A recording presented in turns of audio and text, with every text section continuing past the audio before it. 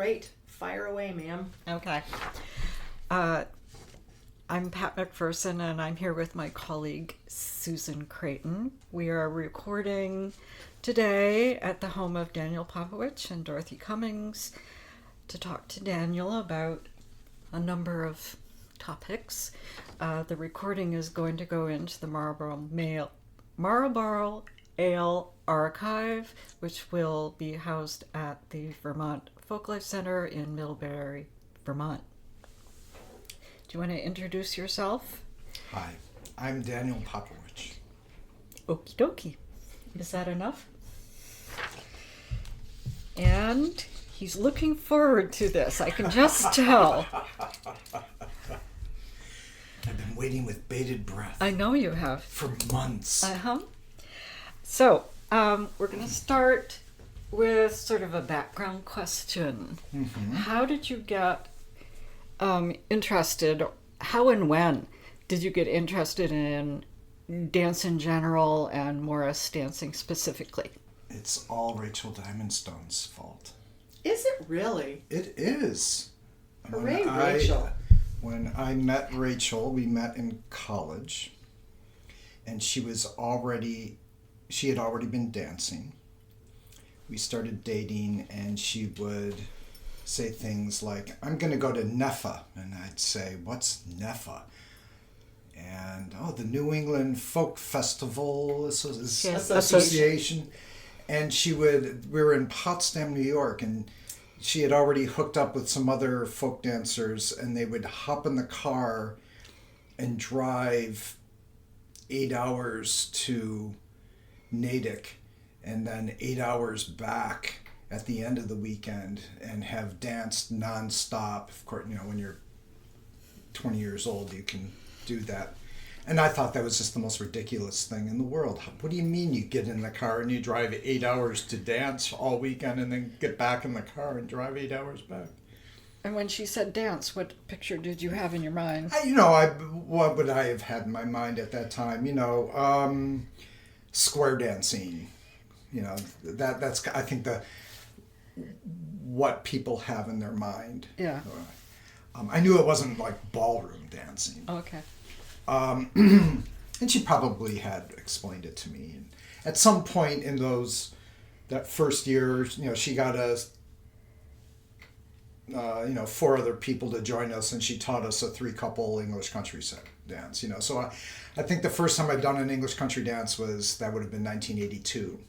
And that summer, she was on crew at Pinewoods, and I went to visit her. So my first time at Pinewoods was July 4th weekend, 1982. I watched dancing. I wasn't, I was there to visit someone who was on crew, so I wasn't participating in anything, but I certainly was at the old C Sharp watching dancing. Had you ever danced before in your life? Like most yeah, young men? I think maybe when I was in 4th grade, you had to do the square dancing and touch girls. Yeah. And by then I had been in, done a ton of theater and, various choreography and musical theater. But social dancing, no, not really. So you didn't have a block, as young men might. I can't dance and I don't want to dance. No, in fact, I remember being riveted by the tap dancer that would be on Lawrence Welk.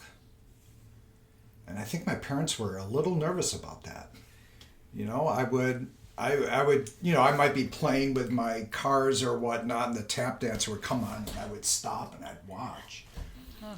Of course, my parents being my parents, they didn't say, he looks interested in percussive dance. Why don't we sign him up for lessons? That wasn't going to happen. That wasn't going to happen.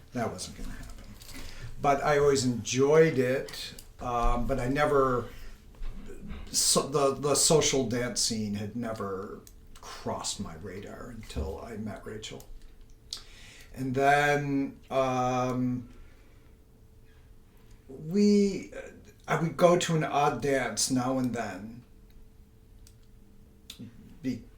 just being with her. She lived in Philly at the time, and I went to visit there. And I think we went to an English country dance in the summer of '83 when I had spent the summer of '83 in Philadelphia.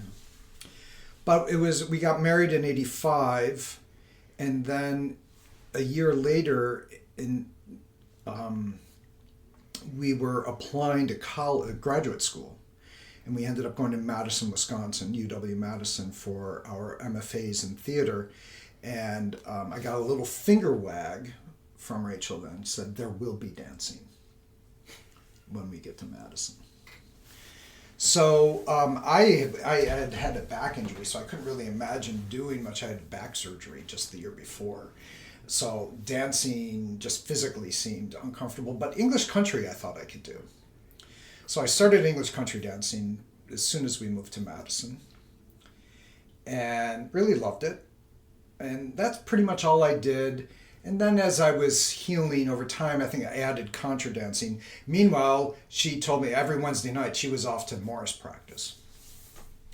She had joined Oak Apple Morris and demanded. There was no option. I was going to May Day morning, which was you'd have to look at a map of the Madison area, but downtown Madison is an isthmus between two lakes, and the northern lake is quite large, and there is a place called Picnic Point. It's this little tiny peninsula shooting from west to east that juts out in the lake. So to get to Picnic Point, which is a beautiful place to dance the sun up, but to get there you had to get up really early to drive to where you could drive and then do that long walk out the peninsula to get to Picnic Point. Went out there and I kind of got hooked. I kind of liked what I was seeing. And I kind of was a groupie for the rest of that year, 1980. That would have been, we moved in 86, so May Day 87. So summer of '87, I became a groupie. I started playing for the team for dancing. What did you play? I played clarinet at first. That's the only instrument I had. I had played clarinet, and I still had it, so I played clarinet. Not the go-to instrument for Morris, but that's Morris, what I had. Morris clarinet. Yeah. Or recorder. I did play recorder. I eventually got a concertina and played some concertina for him. But then I was kind of really hooked, and so the fall of '87, I started, going to practices and dancing myself. With Oak Apple? Oak Apple Morris in Madison, Wisconsin. And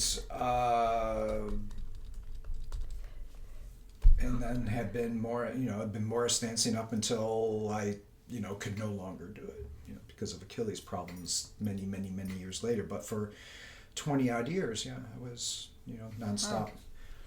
So, but in those early years, so English, then I started contra. I was on the Morris team, did Scottish dancing. I was on the sword team, mummers, mumming team. Was starting to do my own 8-hour drives in cars to go to dance weekends. And then it seemed, totally normal. And then babies happened, and This is still in Madison? This is still in Madison. Yeah. Babies happened, and then, so first went the Scottish dancing, and then went the contra dancing, and I never stopped English country or Morris dancing. Those I hung on to all these years. So, what teams have you been part of after Oak Apple? Well, there was a short-lived rapper team in Madison that I was on with David Titus and his then wife Karen Agee and a few other people whose names I no longer remember. And I can't even remember the name of the team. It was a very strange name. I think we were in the Greenbush neighborhood of Madison, so I think that was in the name. Maybe David Titus would remember. Huh. And then in '93 we moved back east. So fall of '93, Rachel and I each joined the team's Marlboro. So I was on the Marlboro Morris Men. And a few years later, the Green Mountain Mummers, which I still dance with, though I missed it this year, and pandemic years. And a brief time on Guiding Star Clock. A year or two. Mm-hmm. And I think that's it.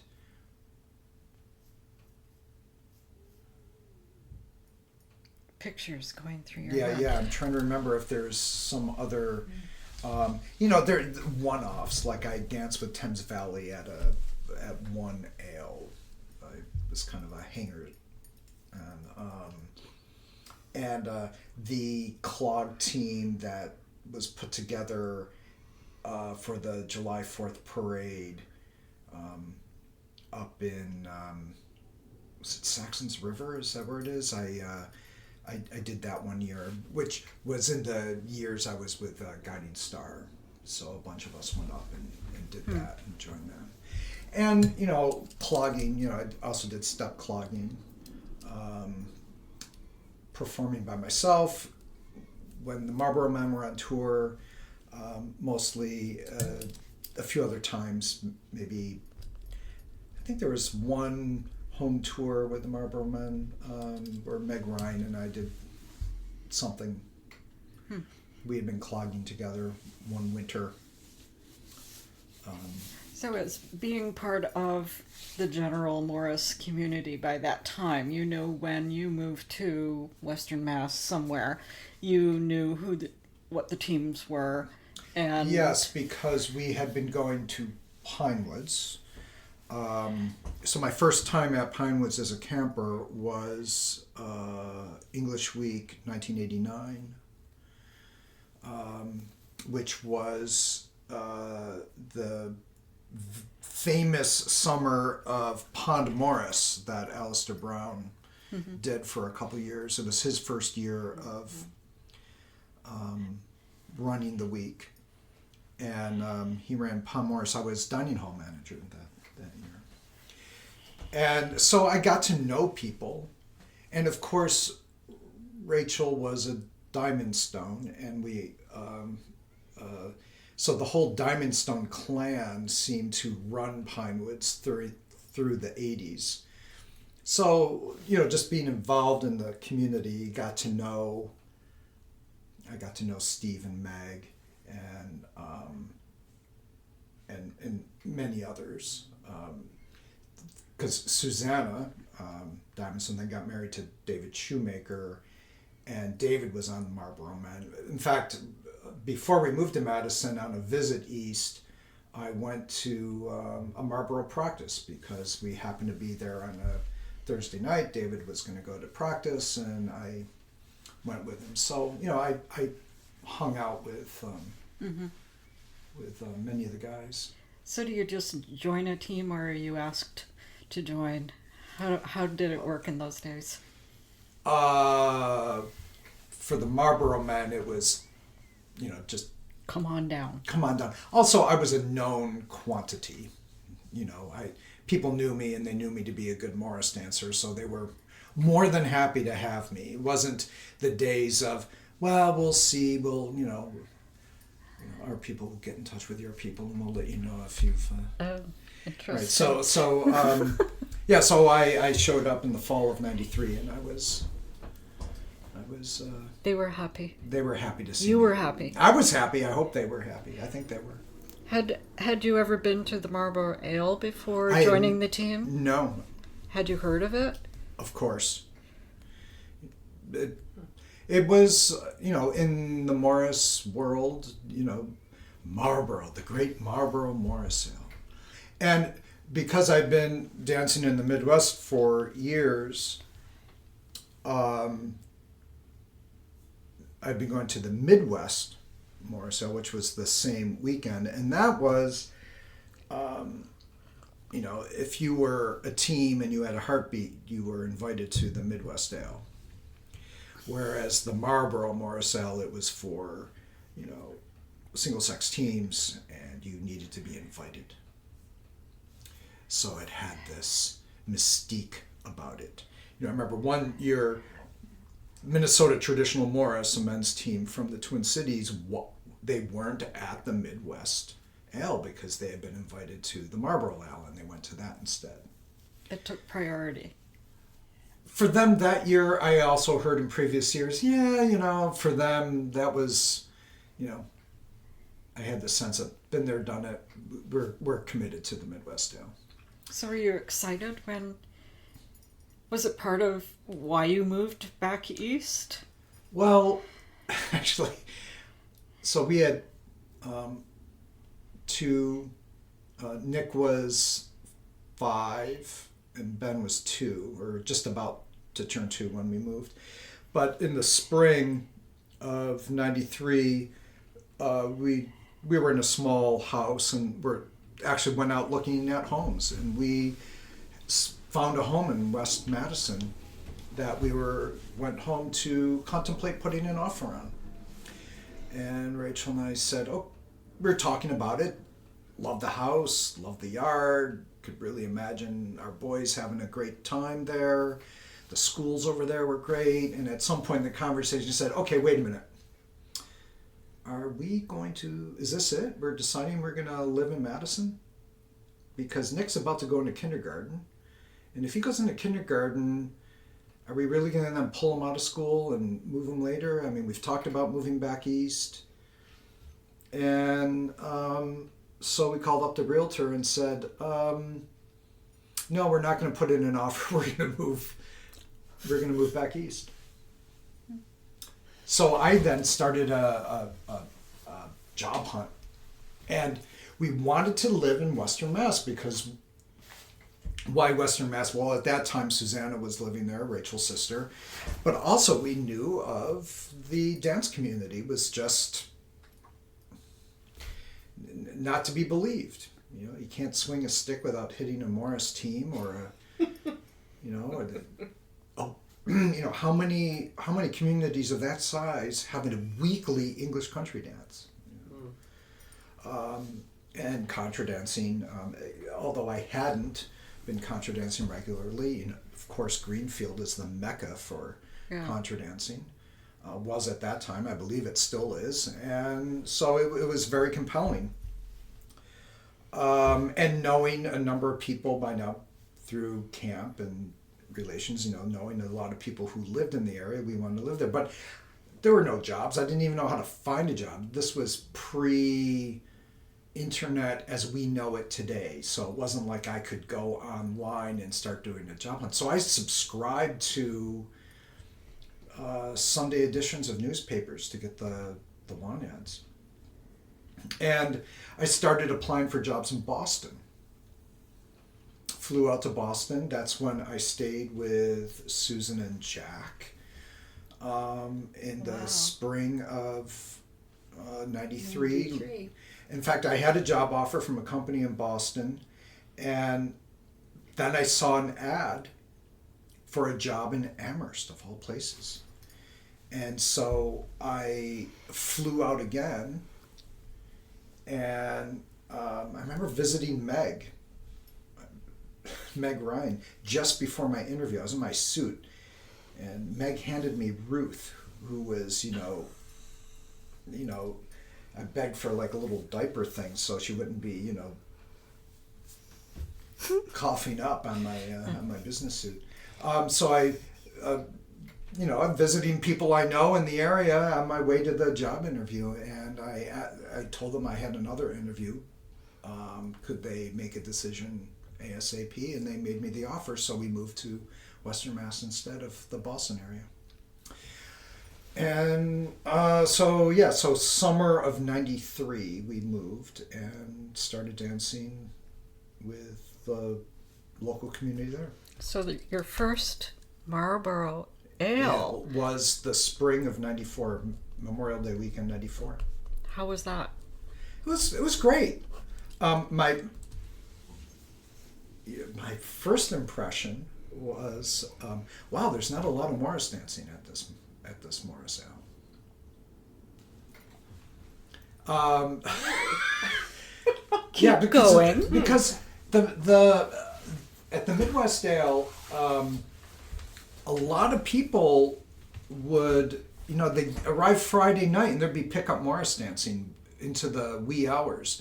And then the tours just seemed to be set out such that there was more dancing. At Marlboro, at that time, I think you'd run through the mass dances that were going to be done over the weekend, and that was it. And then Saturday morning you would do a dance at the show dance, and then you go out on tours, and the tours were structured such that your team might do 3 dances, hit a pub stop, do another 3 dances, hit a pub stop, because you're doing it in rotations of 2 or 3 other teams, and then there'd be the show dance. So, Saturday I might have done, 6 Morris dances, and that was it. Yeah. And then rinse and repeat on Sunday. So I found that interesting. It was obviously a great party. I had a great time. I didn't, because I've been going to the Midwest Ale, of course, at that time I was comparing it to my previous experience. My only 2 things struck me as odd. One was the feast then was on the Saturday. And Sunday was kind of the night where people might figure out how they're going to eat. And then they had it's like a rock dance. They had a rock band, and people would do. It was a very different kind of dance, a very different kind of scene then. And also on Sunday, just like as on Saturday, everyone got in their own individual cars to drive around to the tours. So the Midwest Ale, because everything is so far away, and people are typically in some camp outside of whatever city was hosting it, you'd be on school buses wherever, and that just fosters a little community on your bus ride, and there'd be singing and togetherness. I may be jumping ahead, but that was the 19th Ale, 1994. That was the 19th Ale. And the women had already made an announcement that the 20th was going to be their last ale. And they were ready to let it die. If no one wanted to take it on, they were done. That's fine. We had a good 20 years. But they certainly put out feelers for if people were interested in continuing the ale. And that invitation went out to mainly the men's team. And I think many people had doubts that the Marlboro Morris Men would be able to pick up the ale and do it and make it happen.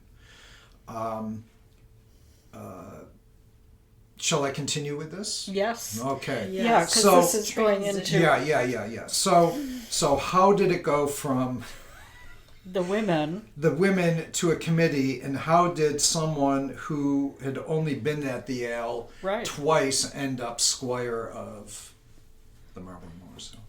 So I was just wondering that. You're just wondering that. So after the 19th ale,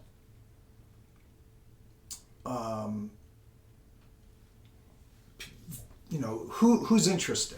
who is interested in running the ale beyond? And so several of us said we were interested. Several of us on Marlboro and on the Marlboro women, because the Marlboro Morris Ale was run by the team.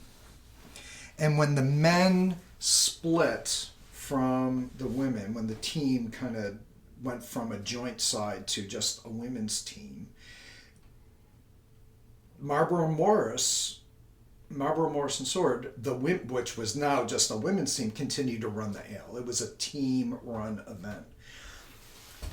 The men still helped out at the ale, but not in the planning and execution. So the 19th ale and the 20th ale, we would be involved in who gets invited. There would be a big meeting in the fall, and we talk about who's going to be invited this year. And then as the ale approached, we would sign up for what are we going to do. And we did a lot of the heavy lifting, as it were, for the literally. Literally. Mm-hmm. Yeah. Then we kind of each of us shadowed someone. Oh, I got ahead of myself. So the women's team was running it, but not all the women on the team. Because after a few years of doing something, you naturally fall into, well, I know how to do that, and that's what I'll do. And so-and-so did X, and this person did Y, and they did that year after year. You know, who got in touch with the pubs, who got in touch with the restaurants on Sunday, who got in touch with the venues, who did the permit for Brattleboro or the permit for Newfane. So each of us shadowed someone, or to some degree. I can't even remember what I did.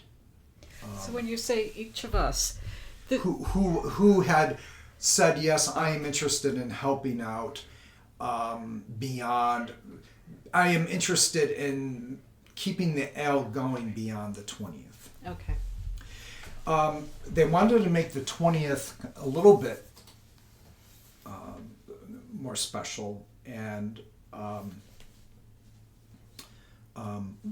that was the first year of the buses. That's when Rachel and I said, well, one thing we notice that was missing is with everyone on Sundays too, you really go out to the four corners of Windham County, you're just you feel detached from everyone on this long driving around. So we said, we rented buses. Buses were used. And so now you can have your 5 tours can be on 5 buses, and now you have a community tooling around on the tours. And that was a major change. And I'm trying to remember now, was it the 20th? I think it was the 20th ale. Another thing we suggested was the feast on Saturday seems odd. Why you have another day? Shouldn't the event end with a feast?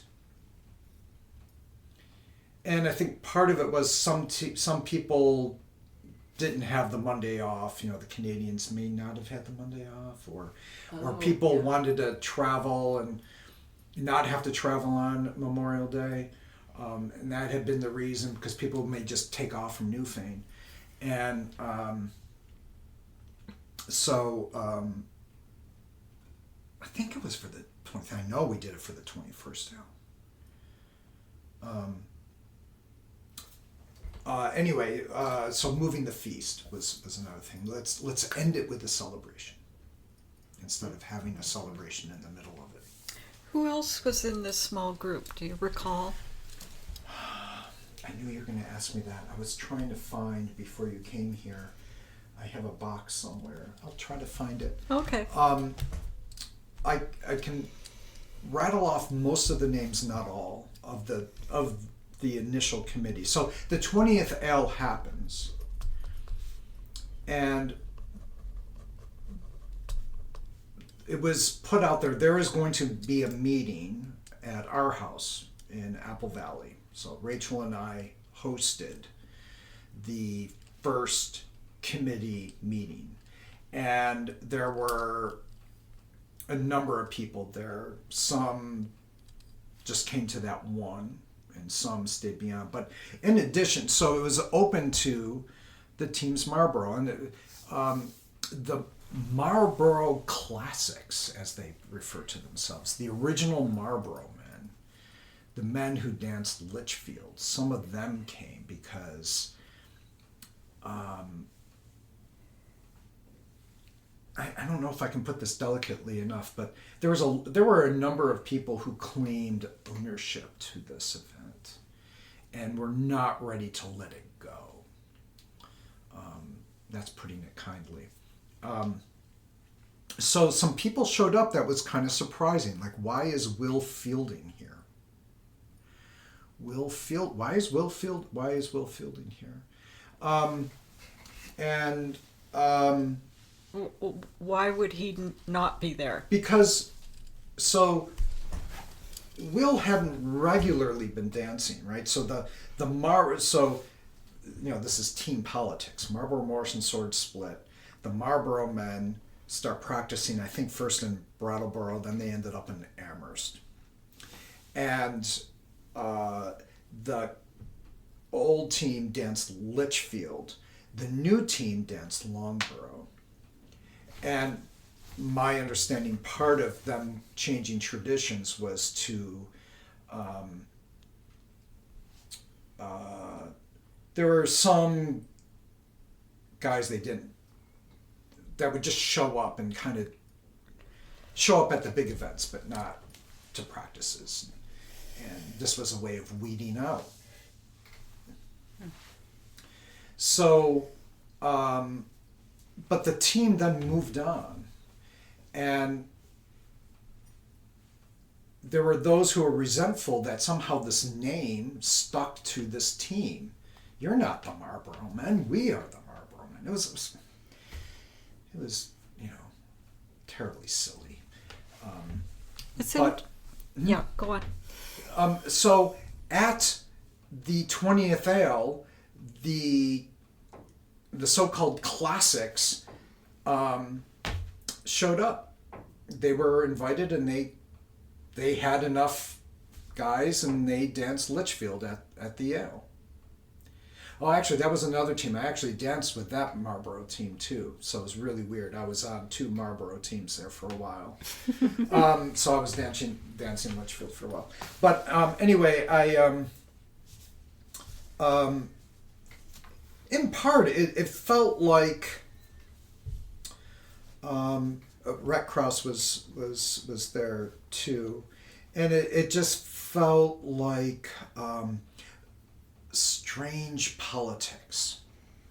And you were newcomers. And I was a newcomer, right? I'd been around for, like I said, I'd only been around for 2 years. Who the hell are you? Was there that? Oh, most definitely. But someone was willing to do work. But I was willing to do work. I was willing to roll up my sleeves and make it happen. And yeah, I'd only been there 2 years, and there was a lot of resentment from a lot of people. Who the hell are you? Mm-hmm. And this is where I'm going to ask you to turn off the microphone. No. So I can't remember who was there that first June meeting. So the 20th ale happened Memorial Day of 95. Memorial Day weekend 95. In June, the group met. And I think by July, it was pretty much who was going to be on the committee was there. And we met once a month. Wow. in Buckland, Mass, at our place in Apple Valley. So we met in June, July, August, September, October, and we we kind of knew how the ale was run, but we also knew where, those early months is, what is it? What do we want it to be? It can be anything we want.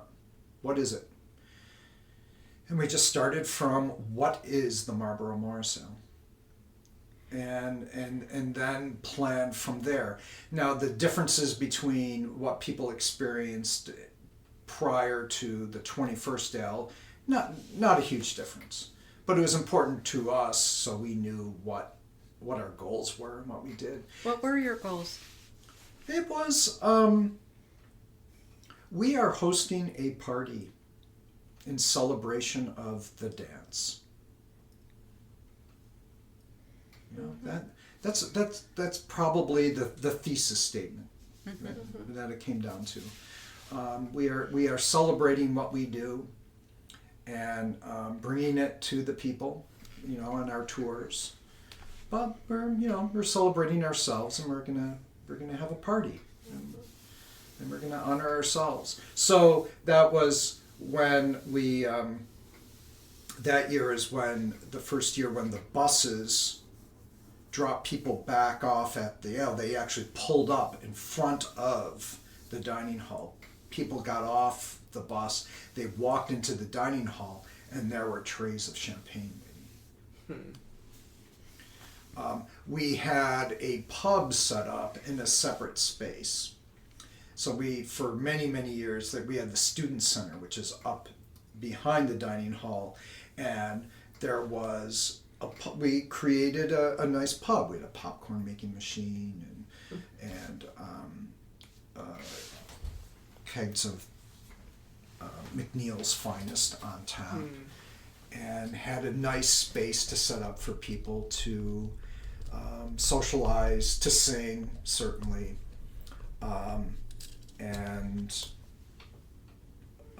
so we kept the buses. We made the feast a little bit more celebratory, and we created a special space for socializing. Those were kind of the major things we did structurally. We also had the catered lunch right there at Saturday morning. We would dance and then have lunch, and we had the catered lunch right there. And then we made Saturday night, after the Elliot. Yeah, the Saturday dancing was pretty much the same. The show dancing on Saturday morning, and the tours to first a nursing home, and then a couple other spots, and then ending at Elliott Street. That was the night then teams were, do your own thing. And instead of having, a rock band up there, we then had a contra dance, which seemed to be more in tune with our community. So the contra dance, it was a pickup band, and we got someone to organize the band. I think it was Doug in those for many of those early years, and we would get a few callers lined up. Unina Gordon would lead some, and I can't remember. Unina comes to mind. I can't remember who else. So a contra dance, and then of course the pub would reopen on Saturday night. Was the pub a new thing? No, the pub was ongoing, but it not in that space. It had been I think in recent years it's been in a back room off of the dining hall, and it had been there in early years, but then they lost it. Oh. But it was a very tiny space. Yeah. And so actually for, I think, one of those years, 19th or 20th, it was actually like in a tent outside. But actually for was it the 20th ale we actually got use of, I think the downstairs of the community center, there was a little rec room. And I think maybe that was used for the 20th. But then we got the upstairs, which actually had a kitchen. So Friday night when people arrived, there was that space, and we had, I think we got like trays of chili and rice and beans for people when they arrived.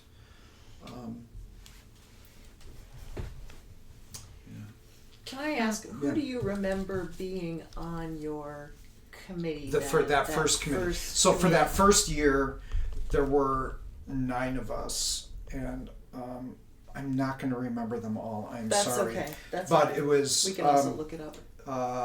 Me, Rachel, Rhett Krause, Aaron Hayden, Will Fielding,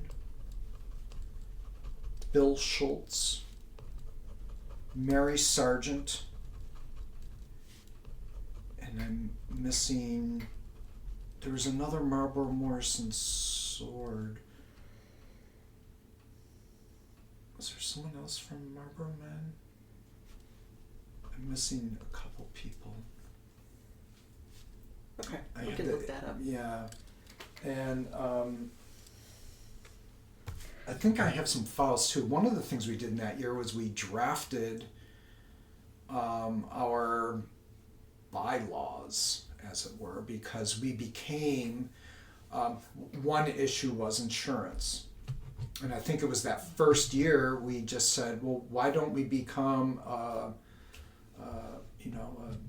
member organization of CDSS? So we did that, and for that we needed, some structure. So we wrote up some bylaws, and we wrote up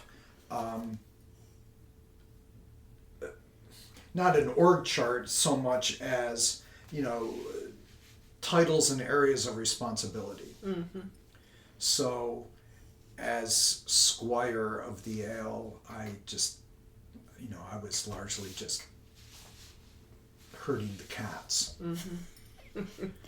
Did the women's team who had been organizing the ale, did they pass on information to you? Oh yeah, we had all of their notes. We had everything that they had done, and as I said earlier, many of us were kind of shadowing them.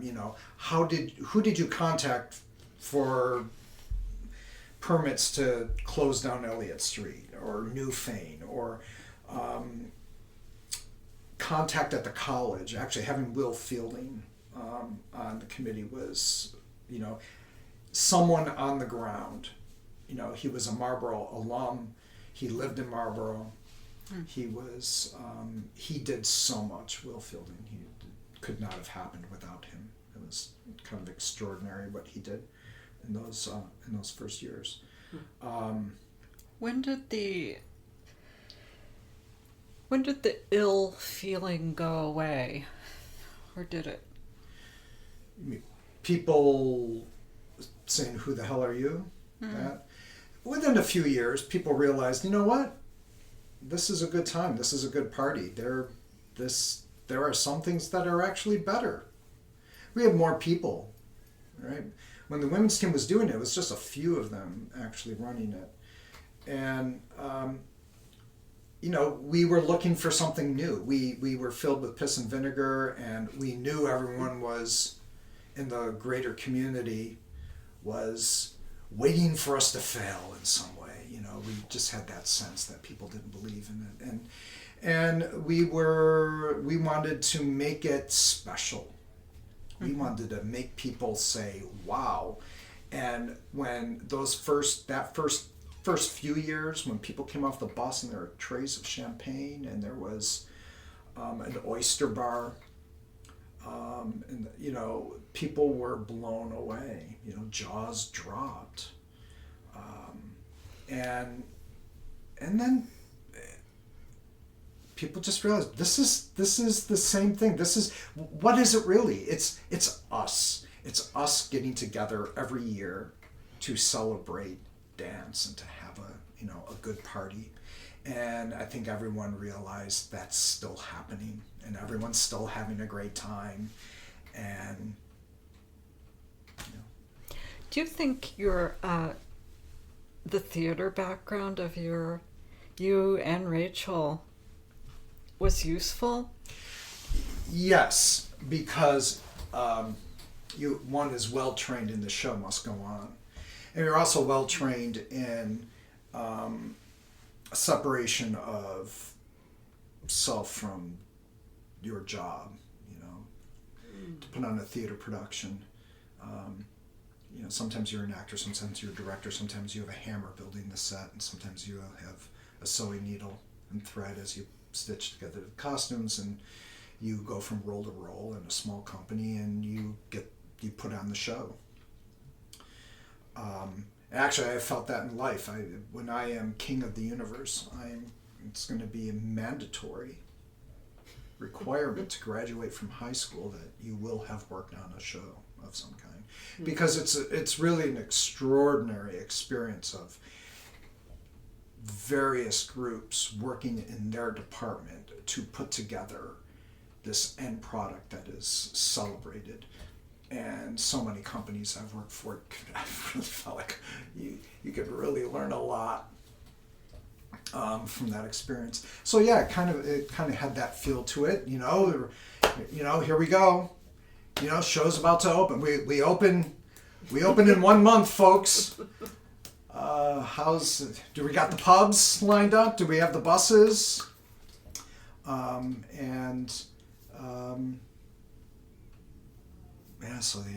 really do feel like that helped.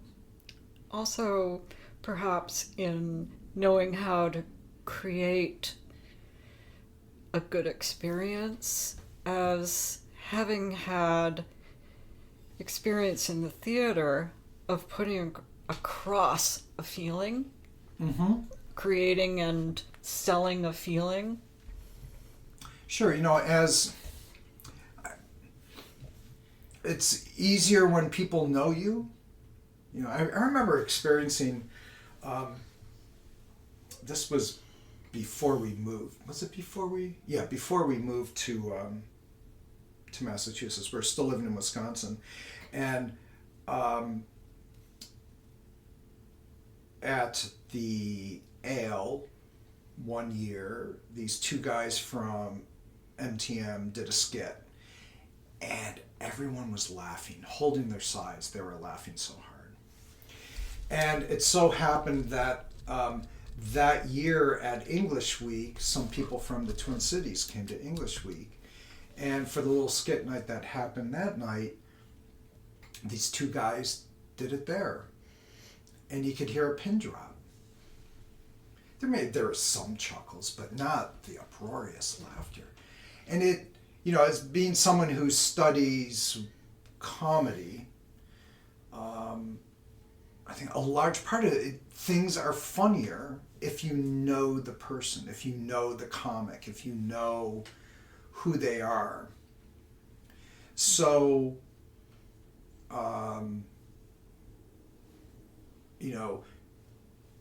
in those first few years, a lot of people still didn't know who I was.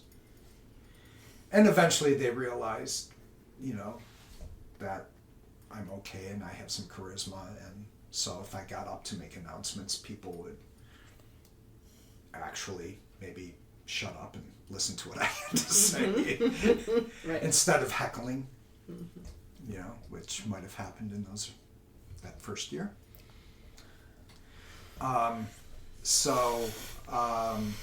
The ownership of and what's really interesting was the ownership from people who were not involved in running it at all, guests, members of other people, because they've been coming some of those teams have been coming for 15, 16, 20 years.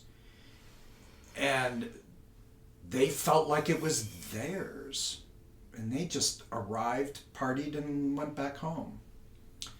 But even they felt ownership and kind of a right to, take me down a peg. But within a few years, people realized, this guy's okay. And, I was probably at some point what was, can't remember a time before because, people Right. How long were you on that committee and running? So for the first, I think officially I was the Squire the first 3 years, and Rachel the next few. But in the actual running of it, it's kind of like the two of us were running it for the first 5 years. I remained. So when Rachel was running it, you were still on the committee, and helping, helping part of the and thinking and still planning. doing a lot of the same work. Sure. And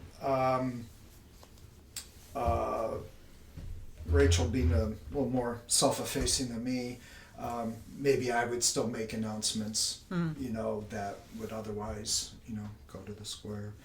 And I remained on the committee another 5 years. So I was on the committee for 10 years. And I thought that was enough. I felt like I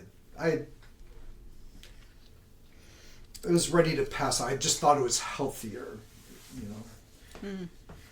And I know there are some people who who are still on it, who were on it that first year.